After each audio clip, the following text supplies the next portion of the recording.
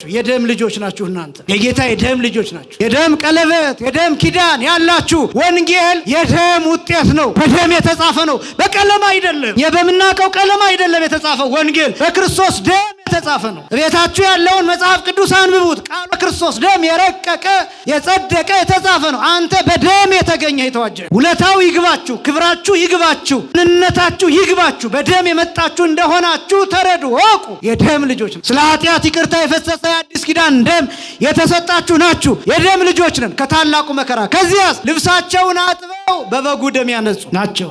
ልብሳቸው መጀመሪያ የታጠበ ነው። ማንነታቸው የታጠበ ነው። ልብስ የተባለው ልጅነት ነው። የታጠበ ነው ማለት የተዘጋጁ ናቸው፣ የተረዱ ናቸው፣ ያመኑ ናቸው። ከዚያስ በበጉ ደም ልብሳቸውን አጥበዋል። ምን ያደረጉ ሰዎች ናቸው? የቆረቡ ሰዎች ናቸው። የጌታን ስጋና ደም የተቀበሉ። ባጭሩ በጣም ብዙ ትርጉሞች አሉት። ልብሳቸውን አጥበው በበጉ ደም ያነጹ የሚባሉት የቆረቡ ስጋውን ደሙን የተቀበሉ ሰዎች ናቸው። ማንነታቸው በጌታ ደም ንጹህ የሆነ፣ ሰውነታቸው ለክርስቶስ እንደሚገባ የሆነ፣ ለጌታ እንደሚገባ የሆነ፣ ለቤተ ክርስቲያኒቱ ክብር የሚመጥን ከመላእክት ጋር የተቀላቀሉ፣ የሰማዩን ልብስ የለበሱ፣ ዘላለማዊነትን የተጎናጸፉ፣ ክርስቶስን በስጋቸው ውስጥ ያደረጉ፣ ዙፋን የሆኑ፣ መቅደስ የሆኑ፣ ሕያው መቅደስ። እነዚህ ሰዎች ናቸው ልብሳቸውን በበጉ ደም ያጠቡ። እናቱ ማርያም ናት። አዎ ልክ ነው፣ ግን ድሃ ናት።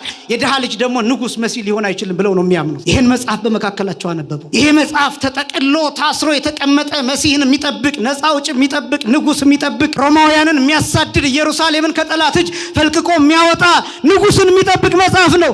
ያኔ ነው የሚያነበው ብለው ነው የሚጠብቁት እነሱ። ድሆች የተባለው እኛ ነን፣ የታሰርነ የተባለው እኛ ነን፣ ቅኝ የተገዛ ነው እኛ ነን፣ ዕውራን የተባለው እኛ ነን። እኛን ደግሞ ነፃ የሚያወጣን ይሄ የጠራቢ ልጅ አይደለም ሌላ ነው ብለው ነው የሚጠብቁት። አንዳንድ ጊዜ እንደዛ ይሆናል። ሚመና ማን ነፃ እንደሚያወጣቸው አታውቁ። ማጠብቋቸው ሰዎች ይጠቅሟቸዋል። ያላከበራችኋቸው ሰዎች፣ የረገጣችኋቸው ሰዎች፣ የናቃችኋቸው ሰዎች፣ ከህይወታችሁ ያስወጣችኋቸው ሰዎች፣ ረግጣችሁ የመጣችኋቸው ሰዎች ማን እንደሚጠብቃችሁ አታውቁ። ቡትቱ የለበሰው ሰው ሊሆን ይችላል በጸሎት የሚጠብቃችሁ። ከሊቃነ ጳጳሳቱ ይልቅ፣ ከኛ ከአገልጋዮቹ ይልቅ፣ ከካህናቱ ይልቅ፣ ከቀሳውስቱ ይልቅ፣ ባህታውያን ከምትሏቸው ይልቅ መንገድ ዳር የሚተኙት ላስቲክ ወጥረው የሚኖሩት እነሱ ሊሆኑ ይችላሉ በጸሎት የሚጠብቋቸው። ታቦት የሚጠብቁት እነሱ ሊሆኑ ይችላሉ። ቤተክርስቲያንን የሚጠብቋት፣ ትውልድ የሚጠብቁት እነሱ ሊሆኑ ይችላሉ። ሰው የተባለውን ሁሉ አክብሩ። ማን ነፃ እንደሚያወጣቸው አታውቁም። ነፃ ያወጣቸው ያሳደዷት የማርያም ልጅ ኢየሱስ ክርስቶስ ነው። ክብርና ምስጋና ለአምላካችን ይሁን። ነፃ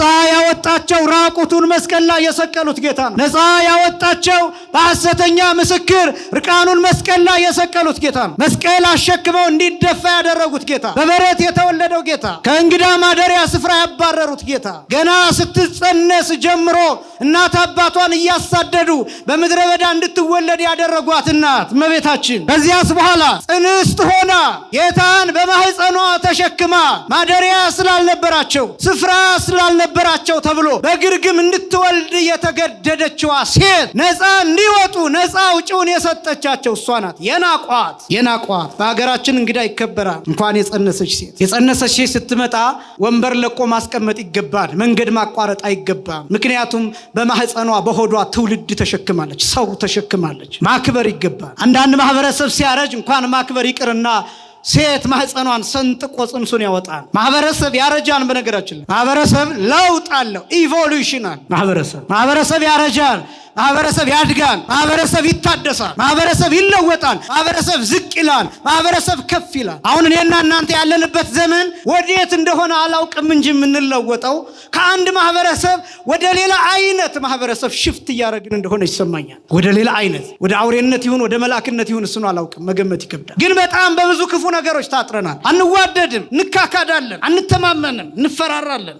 ለመጋደል ጊዜ እንጠብቃለን። ለጦርነት ጊዜ እንጠብቃለን። አንዱን ለማሳደድ ጊዜ ይጠብቃል። ሁሉም አድፍጦ ይጠብቃል። ያንዳንዱ ሰው አይምሮው ላይ ሞት አለ፣ ልቡ ውስጥ ጨለማ አለ፣ ልቡ ውስጥ ቂም አለ፣ ልቡ ውስጥ በቀል አለ፣ ልቡ ውስጥ ምቀኝነት አለ፣ ልቡ ውስጥ ቅናት አለ። ጊዜ ይጠብቃል ያለ መፈንዳት። እንደዚህ አይነት ማህበረሰብ ፈጥረናል። የአይሁዳውያን ማህበረሰብ ክርስቶስ በመጣበት ዘመን አንዱ የነበረው ችግር ምን እንደሆነ ታውቃላችሁ? ሰው መግፋት፣ የማያውቁትን ሰው መግፋት፣ ማሳደድ በጣም ከባድ ጠባይ ነበር። እመቤታችን ጸንሳለች፣ ጌታን በማህፀኗ ተሸክማለች። ግን እሳ ቦታ አስቀድሞ ሊሰጣት የሚገባው እንደው የጌታ እናት መሆኑን ተውትና ለጸነች ሴት አልነበረምን? ስለጸነሰች ብቻ። የጌታ እናት መሆኗን ስላላወቁ ነው እንበል። የአምላክ እናት መሆኗን ስላላወቁ ነው እንበል። አምላክ በማህፀኗ እንዳለ ስላላወቁ ነው እንበል። ግን ምንም ይሁን ይቺ ሴት ስለጸነሰች ብቻ ከማንም አስቀድሞ ቦታ ስፍራ አይገባትም ነበርን? አሳደዷት። ስለዚህ ግርግም ውስጥ ወለደች። በስመ አብ ወወልድ ወመንፈስ ቅዱስ አሃዱ አምላክ አሜን። ስብሐት ለእግዚአብሔር ኪያነ ዘፈጠረ ከመ ናምልኮ። እንሰግድለት ዘንድ እናመልከው ዘንድ እንገዛለት ዘንድ እናመሰግነው ዘንድ የፈጠረን አምላካችን እግዚአብሔር የባህርይ ምስጋና ለእርሱ ይሁን። ስብሐት ለማርያም እመ አምላክ እግዝእትነ ወመድኃኒትነ። መድኃኒታችን መመኪያችን ለምትሆን ለእናታችን ለንጽሕት ቅድስት ድንግል ማርያምም የጸጋ ምስጋና ለእርሷ ይሁን። ስብሐት ለመስቀለ ክርስቶስ ዕፀ መድኃኒት ኃይልነ ወፀወንነ። ኃይላችን አምባችን መጠጊያችን ጋሻችን ለሚሆን በቀራንዮ ለተተከለ መድኃኒት ለሚባል ለክርስቶስ መስቀልም የጸጋ ምስጋና ለእርሱ ይሁን።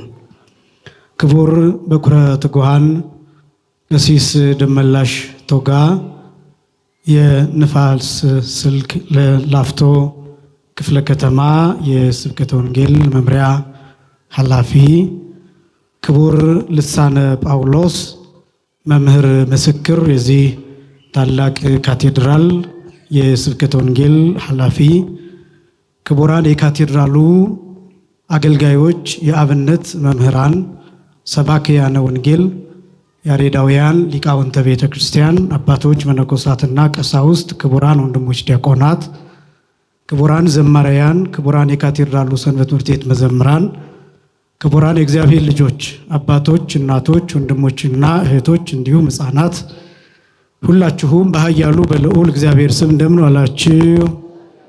እንደምን አመሻችሁ?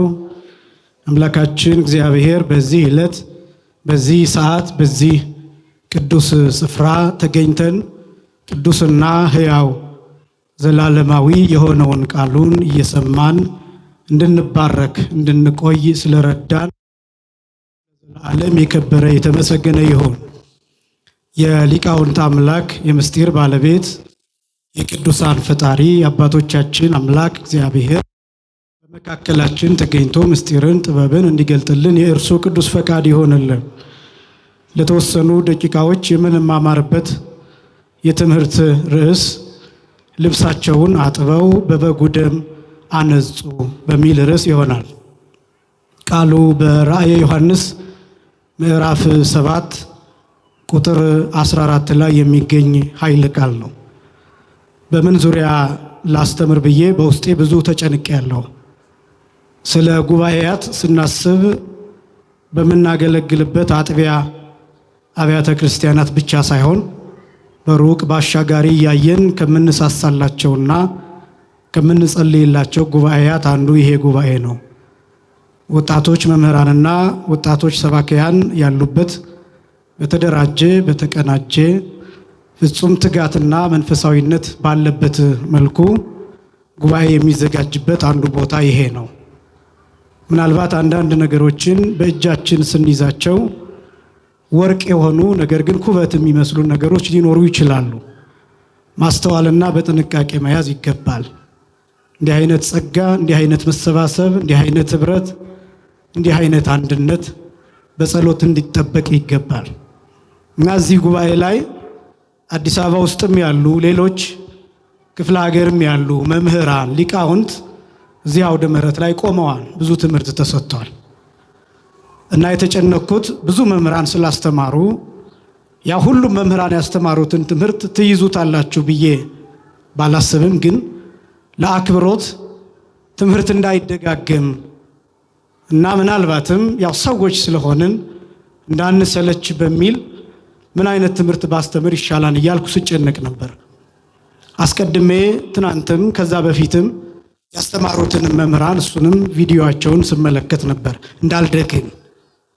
አንዳንድ ሐሳቦች ወቅታዊ ሲሆኑ ሁሉም መምህራን ሁሉም ሰባክያን ያንኑ እያነሱ ያስተምሩና ይህንን ትናንት መምህር ገሌ አስተምሮታን ብለን ልባችንን ቀዝቀዝ አድርገን ለቃሉ ቦታ መስጠት እንተዋለን። በዛ ምክንያት ስለምናከብራችሁ እንጠነቀቃለን። ስለዚህም ይህንን ርዕስ ራእየ ዮሐንስ ላይ ምዕራፍ 7 ቁጥር 14 ምናልባትም በተደጋጋሚ የተሰማ እንኳን ቢሆን ስለመልኩ ማስተባበን ከእግዚአብሔር ቃል ውጪ መሆንም ስለማንችል በዚህ ርዕስ ዙሪያ በጣም ጥቂት ነገሮችን ብቻ እንመለከታለን። ይሄ ራእየ ዮሐንስ የሚባለው መጽሐፍ በተለይ ደግሞ በዚህ ዘመን በስፋትና በብዛት መነገር፣ መነበብ፣ መሰማትና መደመጥ፣ መተንተንና መተርጎም የሚገባው ክፍል ነው። አሁን ወቅቱ ላይ ነው። ትክክለኛ ወቅቱ ላይ ነው ያለነው። ያለንበት ዘመን የዓለም ፍጻሜ፣ የዓለም መጨረሻ የደረሰ እስኪመስል ድረስ፣ ነገ እስኪመስል ድረስ የምንሰማቸው ነገሮች ጆሮን ጭው የሚያደርጉ ናቸው። ራእየ ዮሐንስ ለነዚህ ጊዜያት ተመድቦ ለክርስቲያን ጆሮዎች ብቻ ሳይሆን ለዓለም አቀፍ ፖለቲካ ተንታኞች ሳይቀር ምቹ የሆነና መጪውን ጊዜ ማሳየት የሚችል መጽሐፍ ነው። ይሄ መጽሐፍ ከሌሎቹ ቅዱሳት መጽሐፍት ልዩ የሚያደርገው የተለየ ብቃትን የሚጠይቅ፣ አንዳንድ ጊዜ ትህትናን የሚጠይቅ፣ አላውቅም ማለትን የሚጠይቅም ጭምር ነው ይሄ መጽሐፍ። ለምንድን ነው እንደዛ የሚሆነው? በጊዜ ሂደት የሚተረጎም፣ እየተኖረ የሚታወቅ፣ እየደረሰ የሚታወቅ፣ እያየ ነው የሚታወቅ፣ እየሰማ ነው የሚታወቅ፣ በአይናችን እያየ ነው የሚታወቅ፣ በክስተት የሚታወቅ፣ በተግባር የሚታወቅ፣ በተጨባጭ የሚታወቅ በመሆኑ በጣም ብዙ ሐሳብን ይጠይቃል። ራእየ ዮሐንስ በብዙ ስሞች ይታወቃል።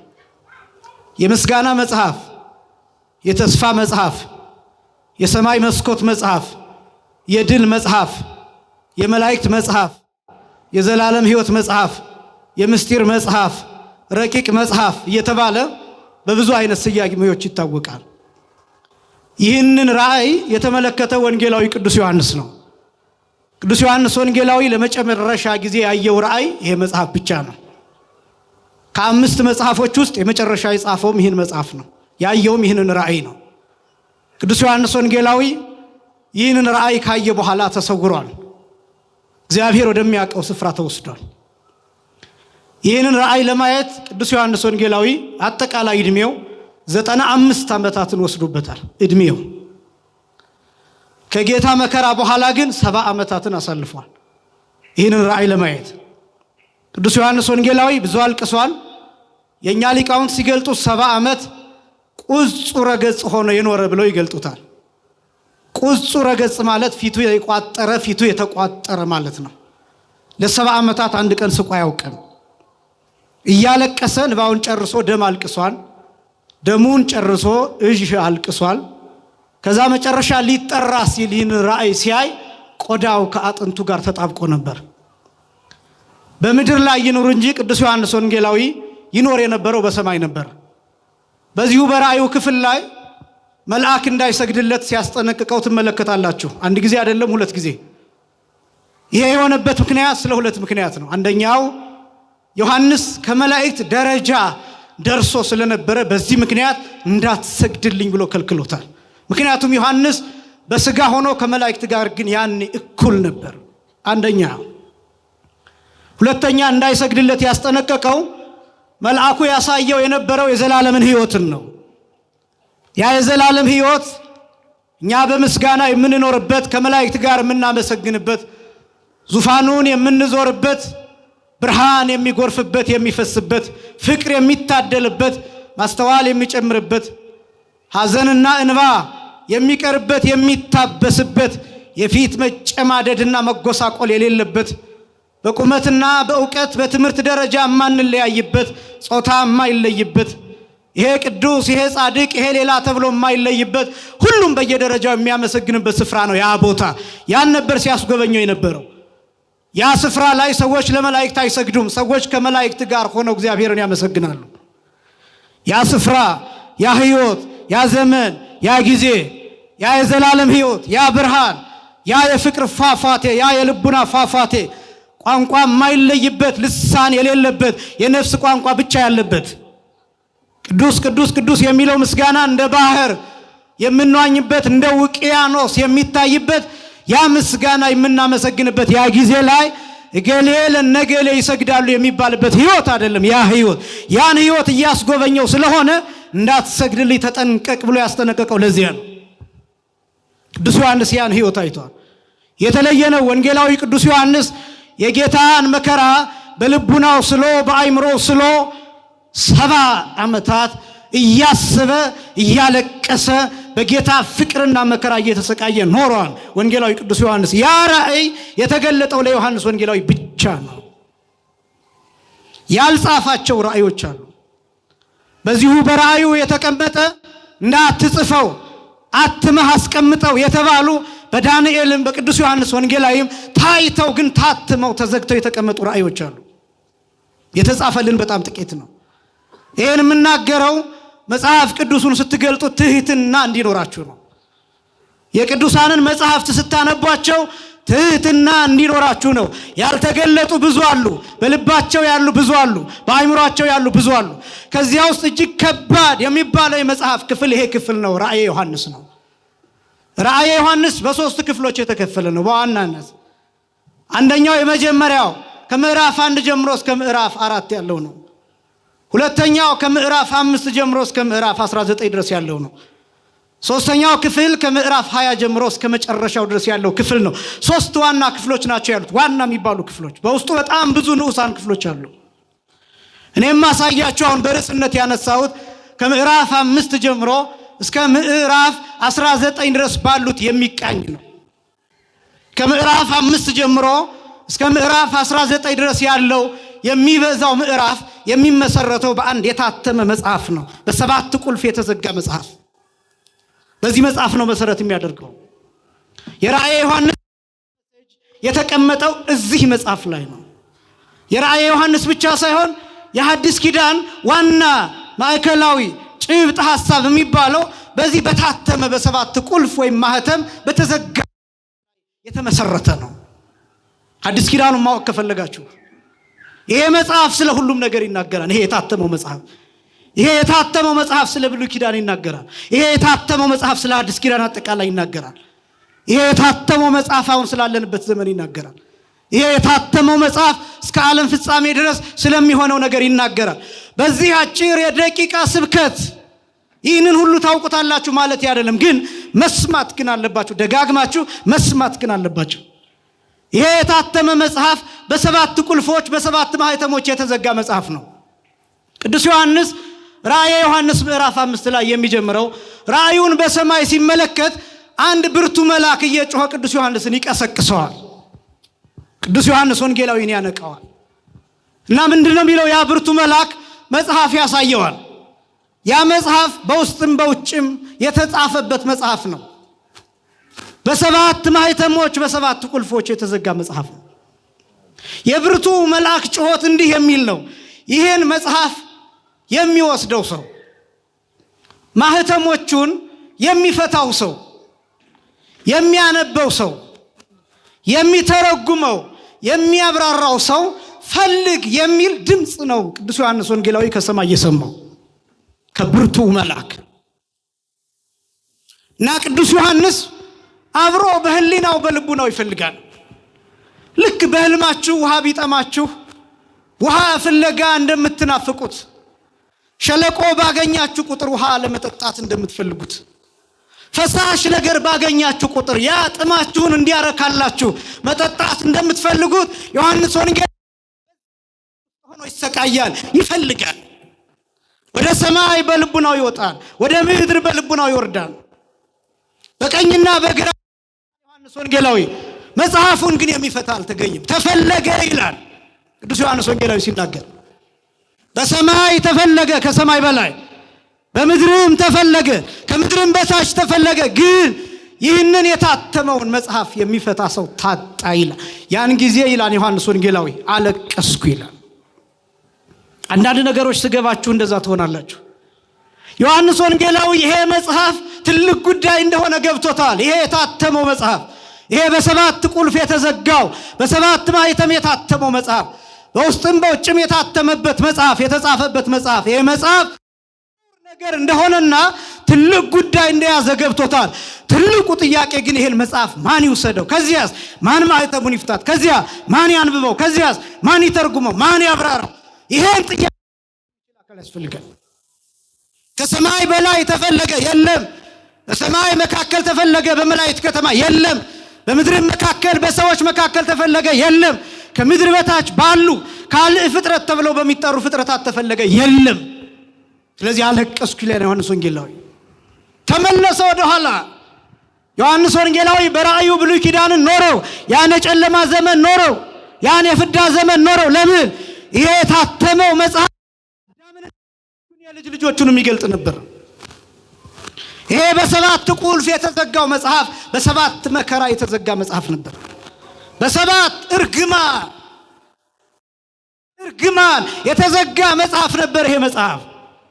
አዳምና ልጆቹ የልጅ ልጆቹ በውስጥና በውጭ የተጻፈው ጽሑፍ የሥጋና የነፍስ መርገም ነበር።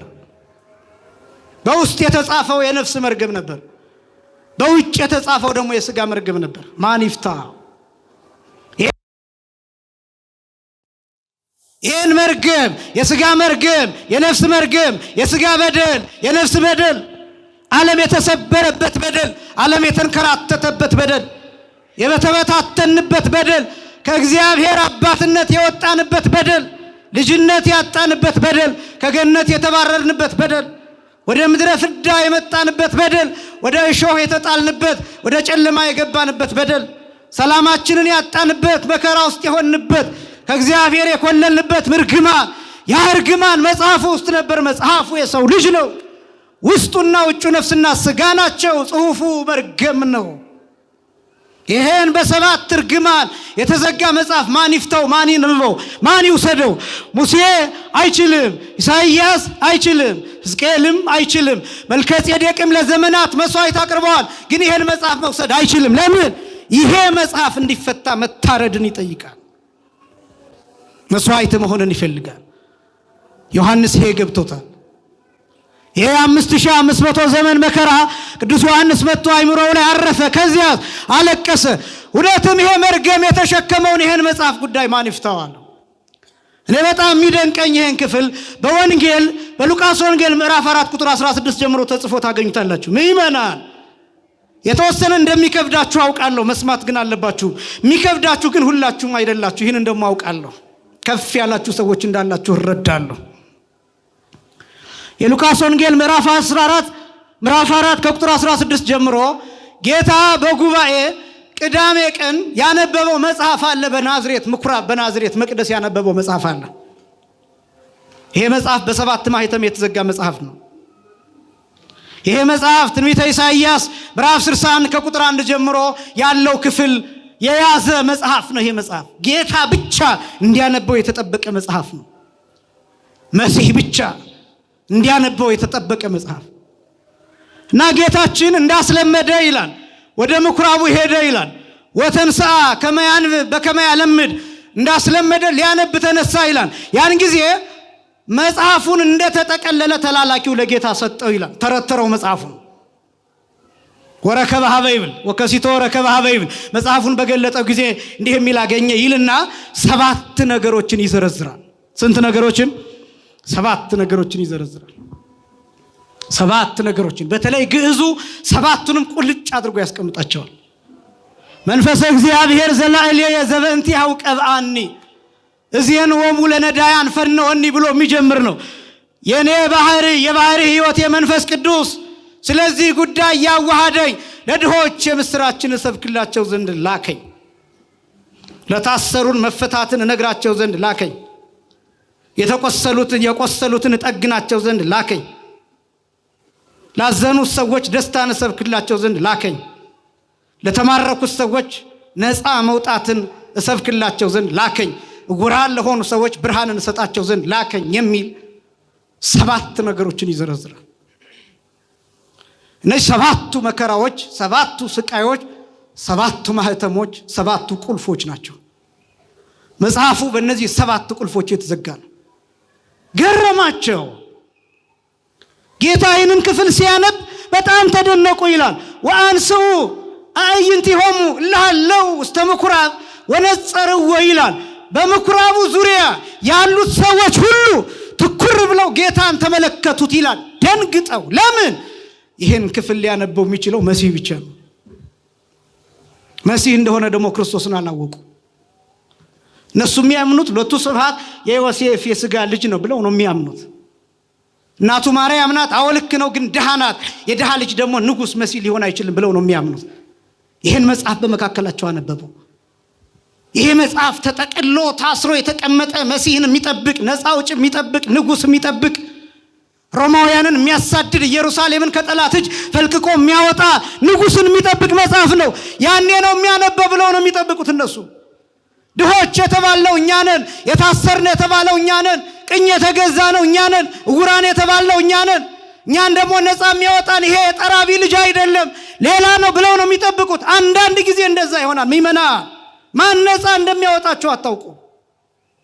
ማትጠብቋቸው ሰዎች ይጠቅሟቸዋል። ያላከበራችኋቸው ሰዎች፣ የረገጣችኋቸው ሰዎች፣ የናቃችኋቸው ሰዎች፣ ከህይወታችሁ ያስወጣችኋቸው ሰዎች፣ ረግጣችሁ የመጣችኋቸው ሰዎች ማን እንደሚጠብቃችሁ አታውቁ።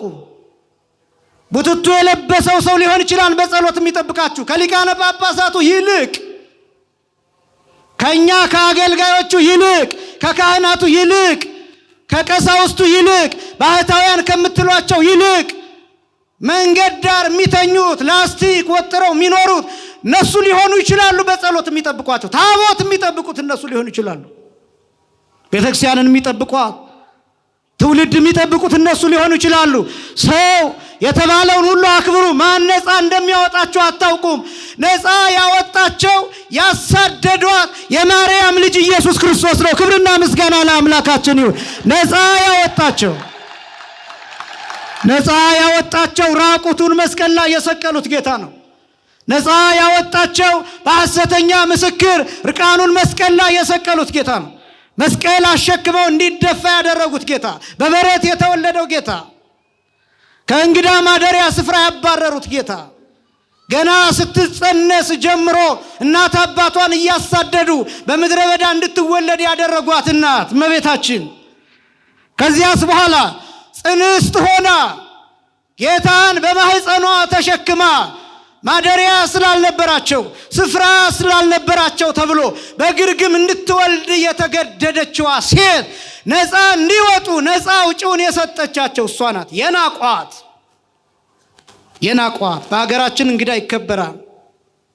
እንኳን የጸነሰች ሴት ስትመጣ ወንበር ለቆ ማስቀመጥ ይገባል። መንገድ ማቋረጥ አይገባም። ምክንያቱም በማህፀኗ በሆዷ ትውልድ ተሸክማለች፣ ሰው ተሸክማለች። ማክበር ይገባል። አንዳንድ ማህበረሰብ ሲያረጅ እንኳን ማክበር ይቅርና ሴት ማህፀኗን ሰንጥቆ ጽንሱን ያወጣል። ማህበረሰብ ያረጃን። በነገራችን ላይ ማህበረሰብ ለውጥ አለው፣ ኢቮሉሽን አለው። ማህበረሰብ ያረጃል፣ ማህበረሰብ ያድጋል፣ ማህበረሰብ ይታደሳል፣ ማህበረሰብ ይለወጣል፣ ማህበረሰብ ዝቅ ይላል፣ ማህበረሰብ ከፍ ይላል። አሁን እኔና እናንተ ያለንበት ዘመን ወዴት እንደሆነ አላውቅም እንጂ የምንለወጠው ከአንድ ማህበረሰብ ወደ ሌላ አይነት ማህበረሰብ ሽፍት እያደረግን እንደሆነ ይሰማኛል። ወደ ሌላ አይነት፣ ወደ አውሬነት ይሁን ወደ መላክነት ይሁን እሱን አላውቅም፣ መገመት ይከብዳል። ግን በጣም በብዙ ክፉ ነገሮች ታጥረናል። አንዋደድም፣ እንካካዳለን፣ አንተማመንም፣ እንፈራራለን። ለመጋደል ጊዜ እንጠብቃለን፣ ለጦርነት ጊዜ እንጠብቃለን። አንዱን ለማሳደድ ጊዜ ይጠብቃል። ሁሉም አድፍጦ ይጠብቃል። ያንዳንዱ ሰው አይምሮው ላይ ሞት አለ፣ ልቡ ውስጥ ጨለማ አለ፣ ልቡ ውስጥ ቂም አለ፣ ልቡ ውስጥ በቀል አለ፣ ልቡ ውስጥ ምቀኝነት አለ፣ ልቡ ውስጥ ቅናት አለ። ጊዜ ይጠብቃን ያለ መፈንዳት። እንደዚህ አይነት ማህበረሰብ ፈጥረናል። የአይሁዳውያን ማህበረሰብ ክርስቶስ በመጣበት ዘመን አንዱ የነበረው ችግር ምን እንደሆነ ታውቃላችሁ? ሰው መግፋት፣ የማያውቁትን ሰው መግፋት፣ ማሳደድ በጣም ከባድ ጠባይ ነበር። እመቤታችን ጸንሳለች፣ ጌታን በማህፀኗ ተሸክማለች። ግን እሳ ቦታ አስቀድሞ ሊሰጣት የሚገባው እንደው የጌታ እናት መሆኑን ተውትና ለጸነች ሴት አልነበረምን? ስለጸነሰች ብቻ የጌታ እናት መሆኗን ስላላወቁ ነው እንበል።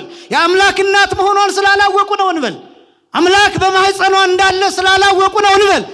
ግን ምንም ይሁን ይቺ ሴት ስለጸነሰች ብቻ ከማንም አስቀድሞ ቦታ ስፍራ አይገባትም ነበርን? አሳደዷት። ስለዚህ ግርግም ውስጥ ወለደች። በእንስሳት መካከል ወለደች። በበረት መካከል ወለደች። በአህዮች መካከል ወለደች። ምክንያቱም አሳደዋታል።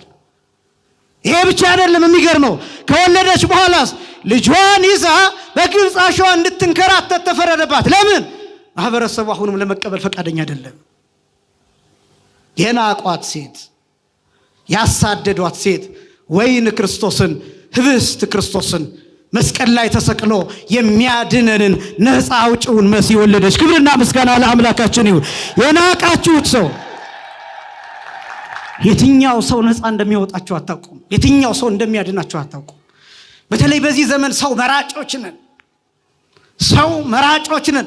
ከሰባኪ ሰባኪ መርጠን፣ ከዘማሪ ዘማሪ መርጠን፣ ከህንፃ መርጠን፣ ከቦታ መርጠን፣ ከዲያቆን መርጠን፣ ከቄስ መርጠን፣ ከአውደ ምህረት ከመድረክ መርጠን፣ ከትምህርት መርጠን። የእናንተ ምርጫ ስለሆነ ነው እኛ የመጣ ነው። እዚህ እንዲህ አይነት መምህራን ስለሌሉ አይደለም። የተለየ ወንጌል ስለምናስተምር አይደለም። የተለየ እውቀት ስላለንም አይደለም። አዲስ ሰዎች ስለሆንን አዋቂዎች ምናምን ከሰማይ እየወረድን ስለሆንን አይደለም። እናንተ ስለምትመርጡ ነው እኛ የምንመጣው። መምህር የሚጋበዘው የተለያየ መምህር የሚጋበዘው የተለያዩ ጉባኤያት በተለያዩ ቀናት የሚሰሩት የእናንተን ምርጫ የእናንተን ፍላጎት ለመጠበቅ ተብሎ ነው። መራጮች ነን በብዙ መልኩ። የትኛው በመንፈስ ቅዱስ እንደሚነግረን አናውቅም። የትኛው ሰው በዚህ ዘመን ራሱ ክርስቶስ በአይሁድ ዘመን እንደነበረው አሁን ክርስቶስ የተቦጫጨቀ ልብስ መጥቶ ላስተምረን ቢል ዞር በል ብለን እናባረዋለን። እንዲያውም ቀጥቅጠን እንሰቅለዋለን። የዚህ አስተሳሰብ ደረጃ ደርሰናል። ምእመናን፣ ወጣቶች ወንድሞችና እህቶች፣ ኦርቶዶክሳውያን በተለይ ወጣቶች ወንድሞችና እህቶች ራሳችሁን መፈተሽ አለባችሁ። በጌጥ በውበት በሌላ ነገር መምረጥ ቤተክርስቲያኒቷ የግድ እናንተን እንድትከተል ማድረግ። በነገራችን ላይ ቤተክርስቲያን ወጣቱን እንድትከተል ማድረግ ካለባት ምን ማድረግ እንዳለባት ታውቃላችሁ? የአርሴናልና የማንቸስተር ኳስ ጨዋታ እዚህ በስክሪን ማሳየት አለባት ማለት ነው። እናንተን ከተከተለች ስርዓት ይጠፋል። እናንተን ከተከተለች ማህሌቱ ይጠፋል። እናንተን ከተከተለች ቅዳሴው ይጠፋል፣ ዜማው ይጠፋል፣ ወዙ ይጠፋል፣ ለሃዩ ይጠፋል፣ ትርጓሜው ይጠፋል። እናንተን ነማንንና ምን አይነት ትምህርት እንደምትፈልጉ ጭምር እናውቃለን። ምን አይነት ትምህርት ምን አይነት ስብከት እንደሚስማማችሁ ጭምር እያወቅን ነው የአባቶቻችንን ትምህርት የምንነግራችሁ። ትርጓሜው ሲረዝም ብዙዎቻችሁ ደስ እንደማይላችሁ እናውቃለን። በጣም ሁሉም ሰው የታይታ ላይ አዲስ ነገር ላይ ሾርትከት ላይ እነዚህ ነገሮች ላይ ያተኮረ ነው። ቤተክርስቲያን ያላችሁበት መታ ፈልጋ ወደዚህ ታመጣችኋለች እንጂ እናንተን ተከትላ ግን ገደል አትገባም። ይሄን ማወቅ አለባችሁ። በርግጥ ትፈልጋችኋለች፣ በርግጥ ትከተላችኋለች፣ በርግጥ ከዛ በኋላ ደግሞ ወደዚህ ታመጣችኋለች። እናንተንና የእናንተን ፍላጎት ተከትላ ግን ቤተክርስቲያን ስርዓቷን አታጣም። ለዚህ ነው ኦልድ የምትመስላችሁ ቤተክርስቲያን ነው። ለዚህ ነው የጥንት የምትመስላችሁ። ለዚህ ነው ያረጀች የምትመስለው። በእናንተ አንጻር ሌሎችን እየተናገርኩ ነው እንጂ እናንተን ለማለት አይደለም። እናንተማ እየመጣችሁ ነው፣ መልካም ነው። ያን ጊዜ አይሁዳውያን ክርስቶስን መቀበል አልፈለጉም። ከዛስ ምን አሉ? እንዴት ይሄን የትንቢት መጽሐፍ ሊያነብ ቻለ ብለው ሁሉም ተገረሙና ተመለከቱት። ጌታ መጽሐፉን ጠቀለለና ወሃቦ ለላይክ ይላል፣ ለተላላኪው ሰጠውና ጌታ ተቀመጠ ይላል። ሁሉም ግን አይናቸውን አንስተው ጌታን እየተመለከቱት ነበር። ከዛ ምን እንዳሉ ታውቃላችሁ? እንዴት ይሄ መሲህ ሳይሆን ለመሲህ የተቀመጠውን የመጽሐፍ ክፍል እንዴት አነበበ ሲሉ ጌታ በልባቸውን ያለውን ሐሳብ ያውቃን አምላክ ነውና እንዲህ አላቸው። የሚያስደነግጥ ቃል ነው። ዮም በጽሐ ቃለ ዝንቱ መጽሐፍ ወተሰልጠ ውስተ እዘኒክሙ አላቸው። እኔ በጣም ነው የሚገርመኝ ይሄ የመጽሐፍ ቃል ዛሬ አሁን በጆሮአችሁ በፊታችሁ በአይናችሁ ተፈጸመ አላቸው። ይሄኛው ደግሞ ሌላ አስደንጋጭ ቃል። ይሄን ትንቢት እንዲናገር ያደረገው ኢሳይያስን ራሱ ክርስቶስ ነው። ያስቀመጠውስ ራሱ ክርስቶስ ነው። ያነበበውስ ራሱ ክርስቶስ ነው። የተነገረውስ ለራሱ ለክርስቶስ ነው። የተረጎመውስ ራሱ ክርስቶስ ነው። በሰባት ቁልፎች የተዘጋ መጽሐፍ ነው። በሰባት ማህተሞች የታተመ መጽሐፍ ነው። ይሄን መጽሐፍ በአይሁድ ፊት አነበበው። ከዚያስ ነገራቸው።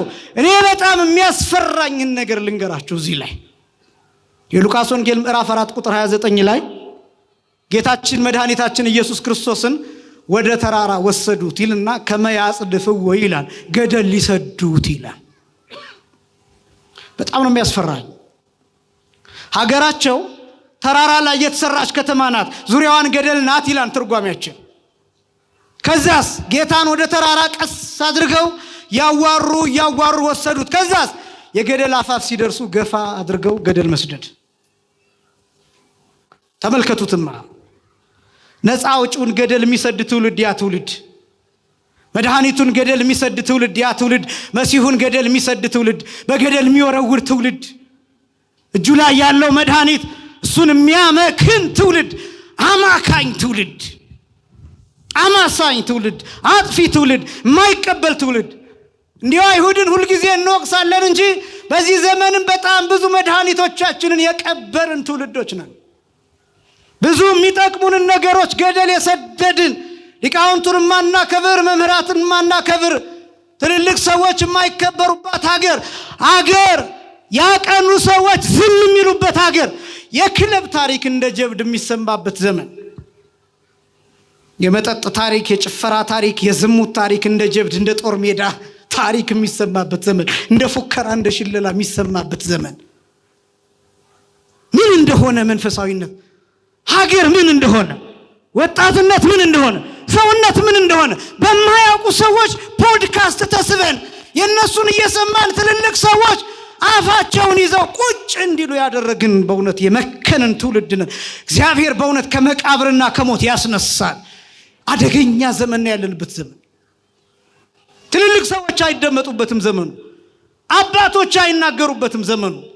ወታደሮች ጀብድ የሰሩ ሀገሪቱን ደም አፍሰው አጥንት ከስክሰው ያቆዩ ሰዎች አይደመጡበትም ዘመኑ። ተንቀው ያሉበት ዘመን ነው። ይሄ ዘመን በሚዲያ ወጥተው ቀድመው ያወሩ ሰዎች ብቻ የሚከበሩበት ዘመን ነው። ከጀርባ ያሉት ሞተር የሆኑት ዋና የሆኑት አባቶች የማይደመጡበት ዘመን ይሄ ዘመን። የ3 ደቂቃ ስብከት እንደ ዕውቀት የሚቆጠርበት ዘመን፣ እንደ መጽሐፍ የሚቆጠርበት ዘመን፣ እንደ ስንክሳር የሚቆጠርበት ዘመን። በጣም ከባድ ዘመን ነው። ወጣቶች ወንድሞችና እህቶች እየተቆጣኋቸው አይደለም፣ ላስጨንቃችሁም አይደለም። ዘመኑን ግን እንድታውቁት ያስፈልጋል። ብዙ ነገሮችን ገደል ሰደናል፣ ሰዎችን ገለናል። በሚሊዮን የሚቆጠር ህዝብ ሞቷል በጦርነት። ገዳዮች ነን። ንስሐ ልንገባበት ያስፈልጋል፣ ልንጸጸትበት ያስፈልጋል፣ ልናለቅስበት ያስፈልጋል። ብዙ ህፃናት እየለመኑ ነው ሜዳ ላይ ወጥተው። እናት አባቶቻቸውን የገደልንባቸው ህፃናት፣ ታላላቅ ወንድሞቻቸውን በጦርነት የገደልንባቸው ህፃናት አሁን በመኪና መስኮት እጃቸውን እያወዛወዙ ይለምኑናል፣ ሳንቲም ይጠይቁናል። የሚጠይቁት የተቸገሩት የራሳቸው እድል ሆኖባቸው እንዳይመስላችሁ፣ እኛ እድላቸውን ቀምተናቸው ነው። እኛ ለምኞታችን ያፈናቀልናቸው ያሳደድናቸው ናቸው። በአደባባይ የሰራነውን ኃጢአት በአደባባይ እንዲነገር እንኳን አንፈልግም፣ እንድንጸጸትበት አንፈልግም። ገደል የሰደድናቸው ብዙ ሰዎች አሉ። በብዙ የሚቆጠሩ 20-30 ሆነው በአንድ ጉድጓድ የተቀበሩ አሉ። ሬሳቸውን አሞራና ጅብ በልቶት አጥንታቸው ብቻ የቀሩ አሉ ሜዳ ላይ። ሬሳቸው አስከሬናቸው ወደ ወንዝ ተጥሎ ወንዝ ይወሰዳቸው አሉ። ለዚህ ንስሐ ካልገባንበት ከእግዚአብሔር ጋር መታረቅ እንዴት ይቻላል? እግዚአብሔርን ማታለል እንዴት ይቻላል?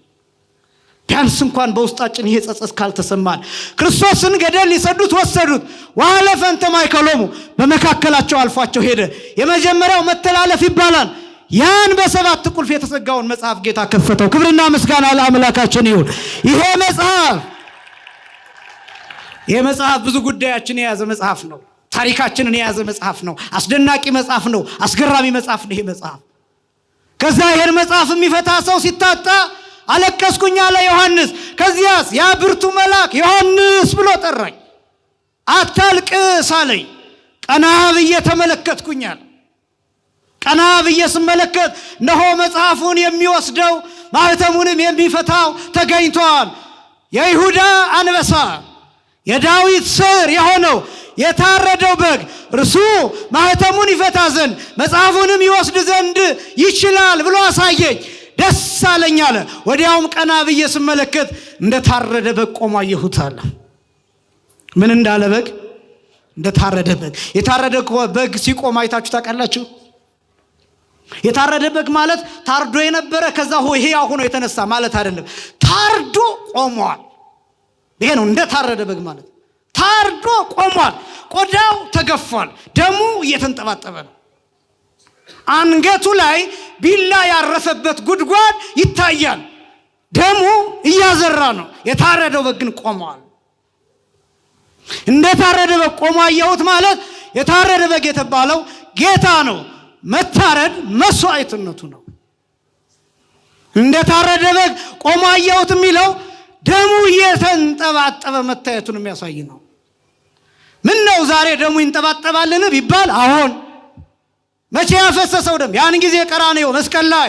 የት ይንጠባጠባል? እዚህ ቤተ ክርስቲያን ውስጥ ዕለት ዕለት የሚሰጣው ስጋ፣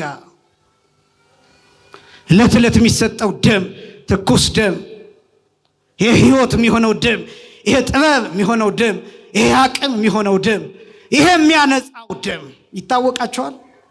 ይሄ የሚያነጻው ደም፣ ይሄ ሕይወት ኃይል የሚሰጠው ደም፣ ከክርስቶስ ጋር አካልህን የሚሰራው ደም፣ ለዓለም የሚበቃው ደም፣ ይሄ የማይዝግ ደም፣ ይሄ የማይከረፋ ደም፣ ይሄ የማይሸት ደም፣ ይሄ ንጹህ የሆነው ቅዱስ የሆነው ነፍስ የተለየው መለኮት የተዋሃደው ደም፣ ያ ደም ዕለት ዕለት በቤተ ክርስቲያን ያለማቋረጥ ይፈሳል፣ ጽዋው ውስጥ ይፈሳል።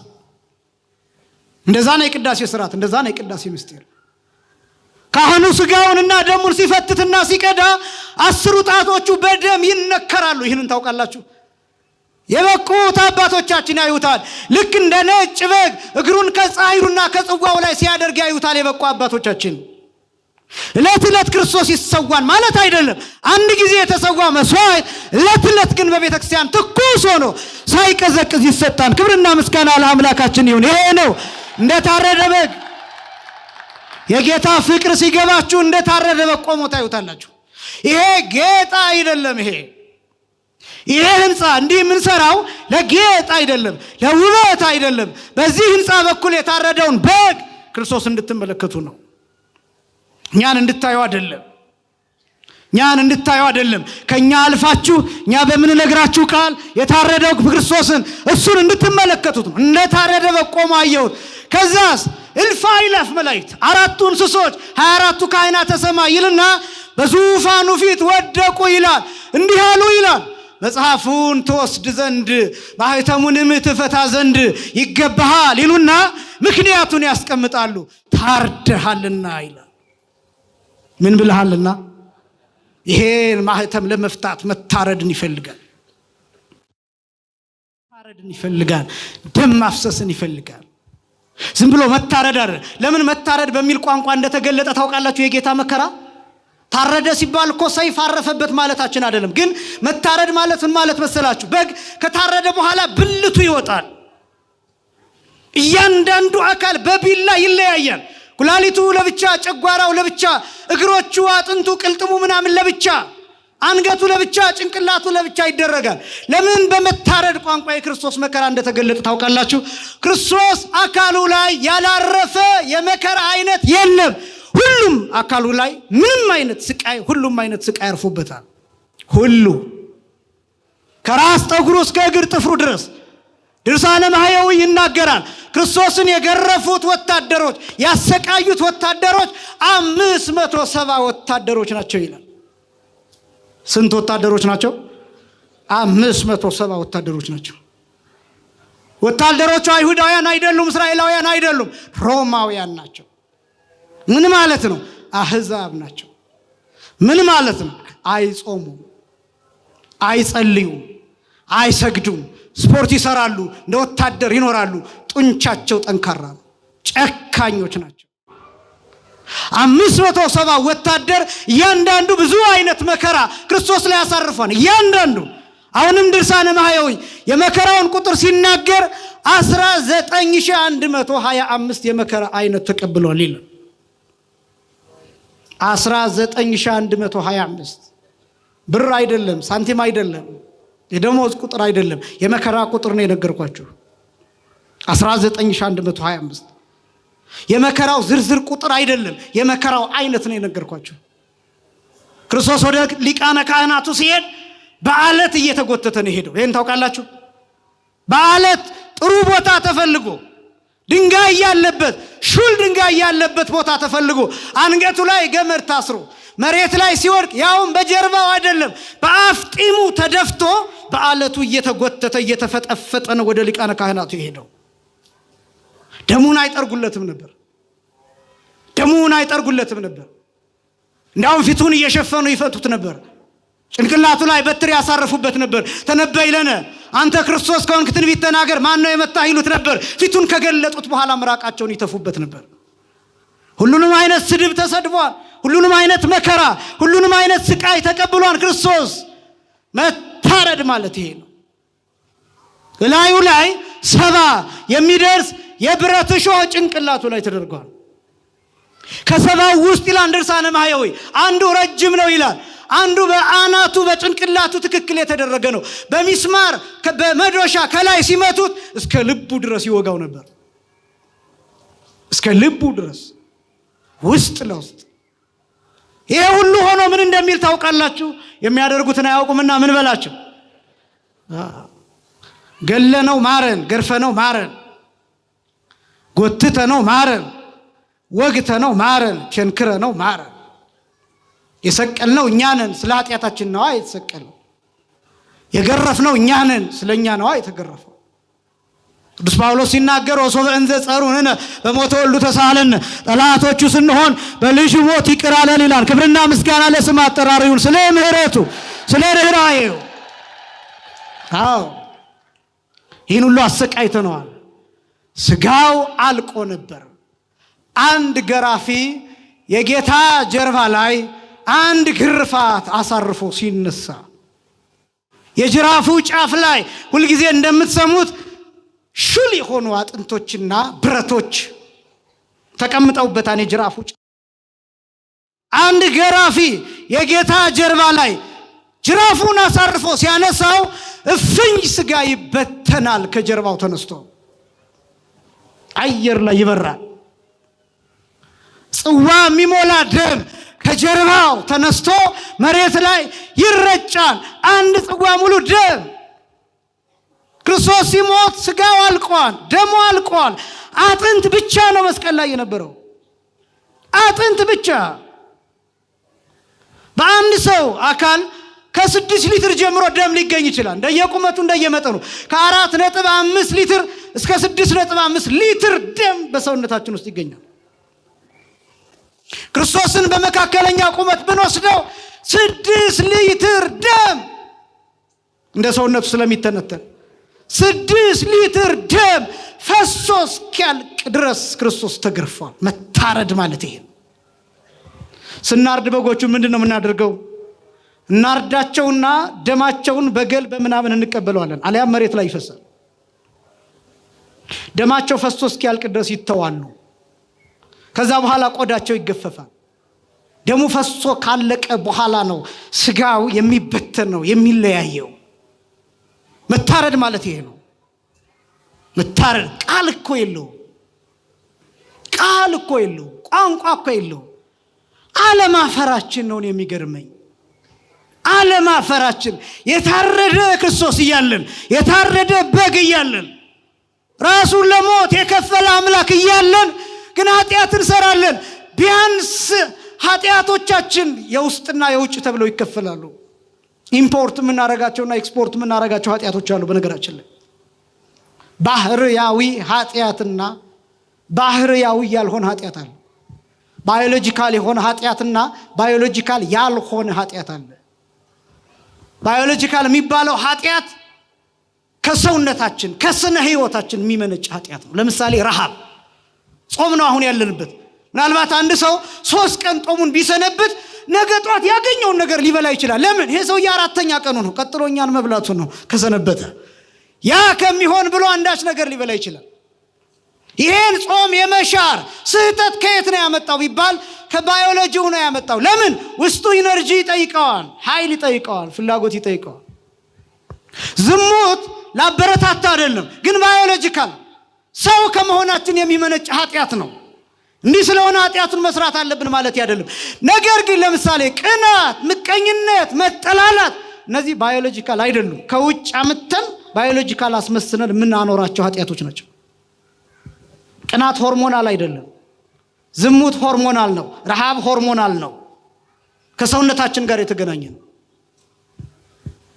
ይሄኛው ቅናት፣ ምቀኝነት፣ በቀል፣ ቂም የሚባለው ግን ከውጭ እናስገባውና ከሆርሞናችን ጋር አዋህደን የተፈጥሮ እናስመስለዋለን። ይህን ኃጢአት እንኳን መተው እንዴት ያቅተናል?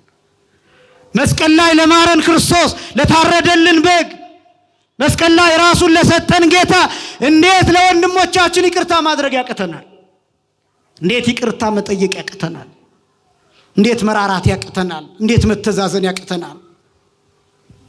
በዚህ ምክንያት ብዙ ወንድሞቻችን እኮ ራሳቸውን እያጠፉ ነው። ይቅር ማለት አለማለት ብቻ እንዳይመስላችሁ፣ ህይወታቸውን እየተከታተልን ምናስጨንቃቸው ሰዎች አሉ። ቤት ዘግተው የሚኖሩ፣ እኛን ማየት የሚፈሩ፣ እኛን ማየት የሚያፍሩ፣ ከኛ የሚሸሹ፣ የሚጨነቁ ሲያዩን፣ የሚደነግጡ ሲያዩን ጨለማ ምን ሆንባቸው ሰዎች አሉ። ለምን? በአሽሙርና በስላቅ መከራቸውን ፍዳቸውን የምናበላቸው ሰዎች። ብዙ ሰው ቤቱን ዘግቶ ራሱን ያጠፋን፣ በገመድ ሲጥ ያደርጋል፣ ራሱን ያንጠለጥላን፣ ከ10ኛ ከ12ኛ ፎቅ ራሱን ይወረውራል፣ ይፈጠፈጣል። ለምን እንደዚህ እንደሆነ ታውቃላችሁ? መፍትሄ መሆን አልቻለም። ሰዎች ገመናቸውን ሲነግሩን እሱን እንሸጠዋለን። ዩቲዩብ ላይ አውጥተን፣ ቲክቶክ ላይ አውጥተን፣ ፌስቡክ ላይ አውጥተን፣ ወይ ለጓደኞቻችን ነግረን፣ ሚስት የባሏን ገመና፣ ባል የሚስቱን ገመና፣ አባት የልጆቹን፣ ልጆች የእናት የአባቶቻቸውን ገመና አደባባይ ላይ ያሰጡታል። ይሸጣል። ምንም ነገር በዚህ ዘመን ይሸጣል። ስብዕና ይሸጣል፣ ክብር ይሸጣል፣ ማንነት ይሸጣል፣ ሞራል ይሸጣል፣ ብሔር ይሸጣል፣ ቋንቋ ይሸጣል፣ ሃይማኖት ይሸጣል። በቃ ምንም ገንዘብ ካወጣ ምንም ነገር ይሸጣል። የታረደ በግ አለን ወዳጆቼ፣ የተሰቃየልን አምላክ አለ ወዳጆቼ። ስለሱ ብለን ይቅር እንበል። ቅዱስ ጳውሎስ እንዲህ ይላል፣ ወሶበ እንዘ ጸሩንነ በሞተ ወልዱ ተሳሃለነ፣ እኛ ጠላቶቹ ስንሆን በልጁ ሞት ይቅር አለን ይላል። ምን ማለት መሰላችሁ? ገለነው ይቅር አለን ማለት ነው። ከእናንተ መካከል ያድርገውና አንዱ ልጃችሁን ቢገልባችሁ ሰውየውን አንጠልጥላችሁ ትሰቅሉታላችሁ። አይበቃውም። ሰቅላችሁ በእሳት ታቃጥሉታላችሁ። አይበቃውም። አካሉን እንደ አመድ እንደ ትቢያ አየር ላይ ትበትኑታላችሁ። በልጃችሁ ሞት ማንንም ይቅር አትሉም። እግዚአብሔር በክርስቶስ ሞት በልጁ ሞት ነው ይቅር ያለን። ገለን የታረደ በግ ማለት ይሄ ነው። እነዚህ 5ቱ ማህተሞች መፈታት ጀመሩ።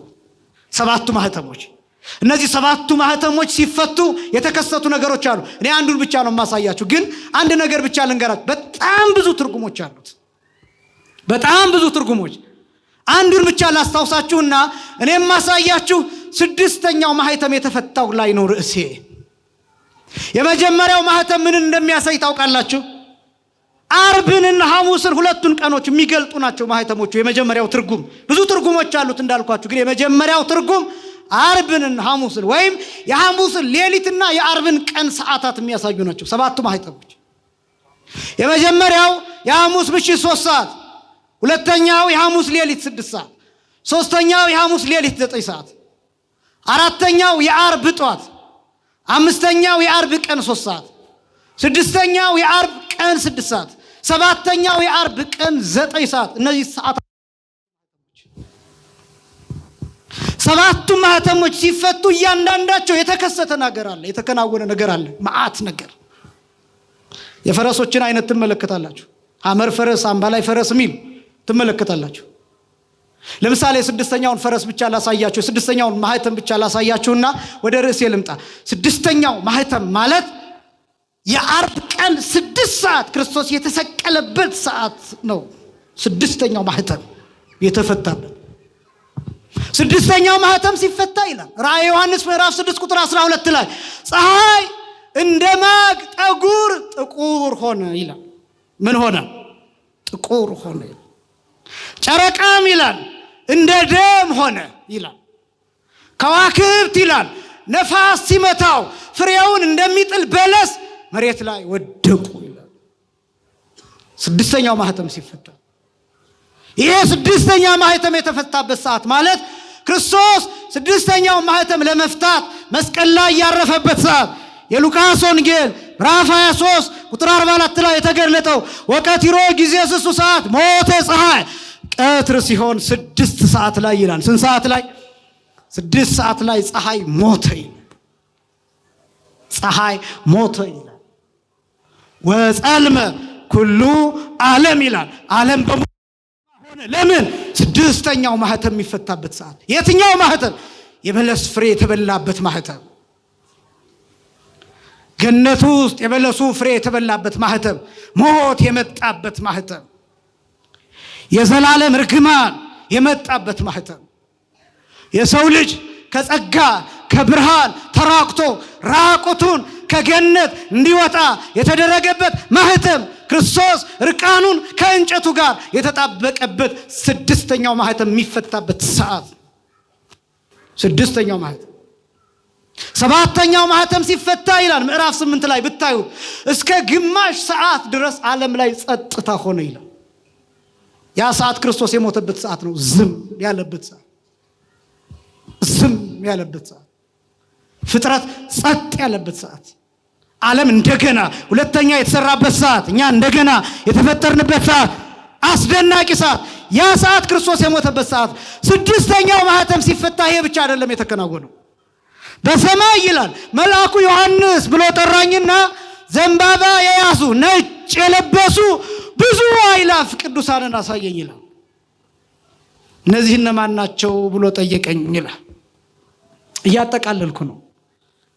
እነዚህ እነማን ናቸው ብሎ ጠየቀኝ ይላል። ጌታዬ አንተ ታውቃለህ እንጂ እኔ ምን አውቃለሁ አልኩት ይላል ዮሐንስ። እነዚህ ከታላቁ መከራ የመጡ ናቸው።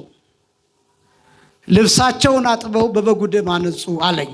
ከታላቁ መከራ የመጡ ናቸው። የመጀመሪያው ከየት የመጡ ናቸው? ከታላቁ መከራ የተባለው የመጀመሪያው የጌታ መከራ ነው።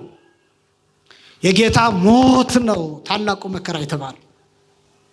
ከሞት ነው ህይወት የተገኘ። ከድካም ኃይል ይገኛል። ከሞት ትንሣኤ ይገኛል። ከመቃብር ትንሣኤ ይገኛል። ከድካም ኃይል ይገኛል። ከጨለማ ብርሃን ይገኛል። ብርሃን የጨለማ ልጅ ነው። ብርሃን የጨለማ ውላጅ ነው ወይም የጨለማ ልጅ ነው። እነዚህ የምታዩቸው አምፖሎች የሚደምቁት ጨለማ ስለሆነ ብቻ ነው። በብርሃን አይደምቁም። ፀሐይ ሲወጣ እነዚህ ምንም ናቸው። ብርሃን የሚታየው ከጨለማ ነው።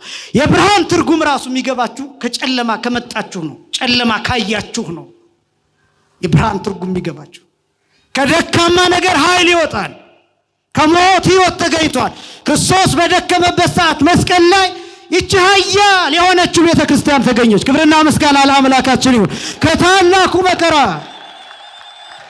ቅዱሳን ኃያላን የሚባሉት ከጌታ ድካም የተገኙ ናቸው። ከጉድጓድ ነው የተወለድነው። ከቁስል ነው የተወለድነው። እኛ የቁስል ልጆች ነን። እስኪ በሉ የቁስል በሉ ልጆች ነን። የጌታ ቁስል ልጆች ነን። ቅዱስ ነቢዩ ኢሳይያስ ሲናገር ትንቢተ ኢሳይያስ ምዕራፍ 53 ላይ ወበቁስለ ዚአሁ ኀዮነ ንሕነ፣ በእርሱ ቁስል እኛ ምን አልን ይላል? ተፈወስን ይላል። ግዕዙ ግን በእርሱ ቁስል እኛ ህይወት አገኘን ይላል። ምን አገኘን? ከቁስሉ ነው የተወለድነው። ልክ የለንጊኖስ ጦር የጌታ ጎን ውስጥ ሰምጦ ሲገባ ጉድጓድ ሲሆን ጦሩን ሲነቅለው ደምና ውሃ ሲወጣ ዓለም ከጌታ ጎን እንደገና ተወለደች። ክብርና ምስጋና ለአምላካችን ይሁን። ያን ጊዜ ጌታ በስጋ ሞቶ ነበር። ምን ብሎ ነበር? ከሞቱ ተወለድን። ቅዱስ ኤፍሬም እንዲህ ብሎ ተናገረ በዓርብ ውዳሴ ማርያም ዘዚ አነ ሞተ ነሳ ወእንቲአሁ ሕይወተ ወሀበነ። የእኛን ሞት ወስዶ የእርሱን ሕይወት ለእኛ ሰጠን። ከጉድጓዱ ተወለድን። ያ ነው ታላቁ መከራ የሚባለው። እነ ቅዱስ ጊዮርጊስ የተገኙት ከዚህ መከራ ነው። ሰማዕታት የተገኙት ከዚህ መከራ ነው። በሰማያዊቷ ህብረት ነጭ ለብሰው ዘንባባ ይዘው የሚያመሰግኑት የተወለዱት ከዚህ መከራ ነው። ከታላቁ መከራ የተገኙ ናቸው። ከጌታ ቁስል፣ ከሞት፣ ከመታረድ የተገኙ ናቸው። ከደም የተገኙ ናቸው። የደም ልጆች ናችሁ እናንተ። የጌታ የደም ልጆች ናችሁ። የደም ቀለበት የደም ኪዳን ያላችሁ። ወንጌል የደም ውጤት ነው። በደም የተጻፈ ነው፣ በቀለም አይደለም። በምናውቀው ቀለም አይደለም የተጻፈው። ወንጌል በክርስቶስ ደም የተጻፈ ነው። ቤታችሁ ያለውን መጽሐፍ ቅዱስ አንብቡት። ቃሉ በክርስቶስ ደም የረቀቀ የጸደቀ የተጻፈ ነው። አንተ በደም የተገኘ የተዋጀ ነው። ውለታው ይግባችሁ፣ ክብራችሁ ይግባችሁ፣ ማንነታችሁ ይግባችሁ። በደም የመጣችሁ እንደሆናችሁ ተረዱ፣ ወቁ። የደም ልጆች ናችሁ። ስለ ኃጢአት ይቅርታ የፈሰሰ የአዲስ ኪዳን ደም የተሰጣችሁ ናችሁ። የደም ልጆች ነን ከታላቁ መከራ። ከዚያስ ልብሳቸውን አጥበው በበጉ ደም ያነጹ ናቸው። ልብሳቸው መጀመሪያ የታጠበ ነው። ማንነታቸው የታጠበ ነው። ልብስ የተባለው ልጅነት ነው። የታጠበ ነው ማለት የተዘጋጁ ናቸው፣ የተረዱ ናቸው፣ ያመኑ ናቸው። ከዚያስ በበጉ ደም ልብሳቸውን አጥበዋል። ምን ያደረጉ ሰዎች ናቸው? የቆረቡ ሰዎች ናቸው። የጌታን ስጋና ደም የተቀበሉ። ባጭሩ በጣም ብዙ ትርጉሞች አሉት። ልብሳቸውን አጥበው በበጉ ደም ያነጹ የሚባሉት የቆረቡ ስጋውን ደሙን የተቀበሉ ሰዎች ናቸው። ማንነታቸው በጌታ ደም ንጹህ የሆነ፣ ሰውነታቸው ለክርስቶስ እንደሚገባ የሆነ፣ ለጌታ እንደሚገባ የሆነ፣ ለቤተ ክርስቲያኒቱ ክብር የሚመጥን፣ ከመላእክት ጋር የተቀላቀሉ፣ የሰማዩን ልብስ የለበሱ፣ ዘላለማዊነትን የተጎናጸፉ፣ ክርስቶስን በስጋቸው ውስጥ ያደረጉ፣ ዙፋን የሆኑ፣ መቅደስ የሆኑ፣ ሕያው መቅደስ።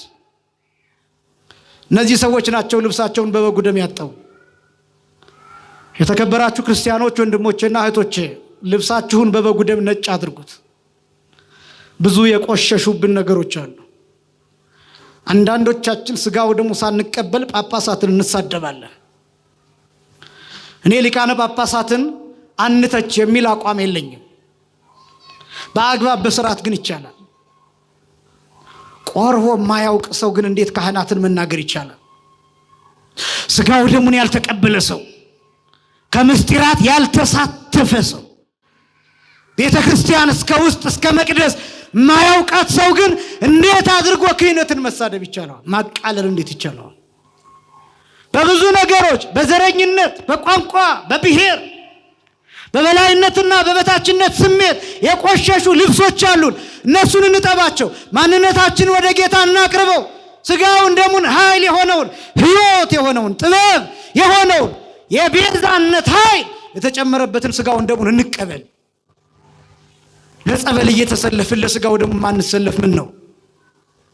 ሕፃናትን እያቆረብን እኛ ትተን እየሮጥን ምንሄድ፣ በፒጃማ መተን ሕፃናትን ብቻ አቁርበን ወንጌል ሳልሰማ እየሮጥን ወደ ቤታችን ምንሄድ ምን ነው? ሌሎች ሲቆርቡ አይተን እነሱን ብቻ አድንቀን እኛ ከዚህ ምስጢር የተለየን ምን ነው? ተምረን መበተን፣ ወንጌል ሰምተን መበተን፣ ተሰብስበን መበተን፣ በተግባር ማናውል፣ በስራ ማናሳይ። እነዚህ ከሆነን የወንጌል ጥቅሙ ምንድነው? የጉባኤ ጥቅሙ ምንድነው? የክርስትና ጥቅሙ፣ የኦርቶዶክሳዊነት ጥቅሙ ምንድነው? የመምጣት ጥቅሙስ ምንድነው?